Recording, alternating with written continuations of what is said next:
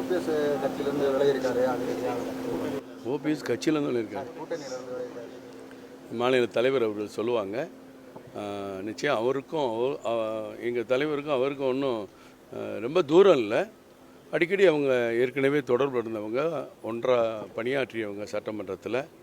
அது அவர் அதை பற்றி ஆலோசனை செய்து கொண்டிருப்பார். இன்றைக்கு கூட்டத்தில் அதை பற்றி எதுவுமே பேசலை. இதை பற்றி கேட்டதுக்கு சுயமரியாதை ரொம்ப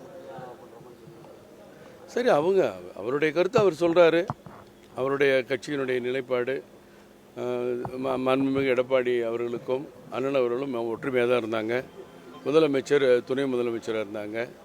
அப்புறம் மறுபடியும் அவங்களுக்குள்ள பிரச்சனை, பொதுக்குழுவில் பிரச்சனை, இதெல்லாம் இதுக்கும் பாஜகவுக்கும் எந்த தொடர்பும் இல்லை. இன்றைக்கி அவர் எடுக்கிற முடிவுகளெல்லாம் அவர் சார்ந்தது. அது அவர் அண்ணன் எடுத்த முடிவை நான் என்ன சொல்ல முடியும்? அது எங்கள் தலைவர் இதை பற்றி சொல்லுவார். தேமுதிக முதல்வரை போய் சந்திச்சிருக்காங்க ஸ்டாலினை. சந்திக்கிட்டோம். முதல்வரை சந்திக்காமல் இருக்க முடியுமா? முதலமைச்சர் ஏதாவது தேவைன்னு சந்திப்பாங்க. அவங்க உடல்நிலை சரியில்லாமல் இருந்திருக்காரு.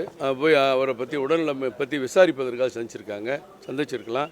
திரு முத்து அவர்கள் சமீபத்தில் அண்ணன் முத்து மறைந்தார். அதை பற்றி விசாரிச்சிருக்கலாம். எவ்வளோ விஷயங்கள் இருக்குல்ல. ஏன் நம்ம எல்லாத்தையுமே அரசியலாக பார்க்கணும்? இப்போ மீண்டும் ஓபிஎஸ் நினைக்கிறது பேச்சுவார்த்தை நடக்குதுன்னு சொல்கிறாங்க. பாஜகவில் இருந்து சமாதானமாக போய்க்கலான்ற மாதிரி பேச்சுவார்த்தை நடக்குது அப்படின்னு. இல்லை, அது எங்கள் தலைவர் இந்த கூட்டத்தில் அதை பற்றி பேசலை. எங்கள் தலைவர்கிட்ட நீங்கள் வருவாங்க, வெயிட் பண்ணி கேளுங்க.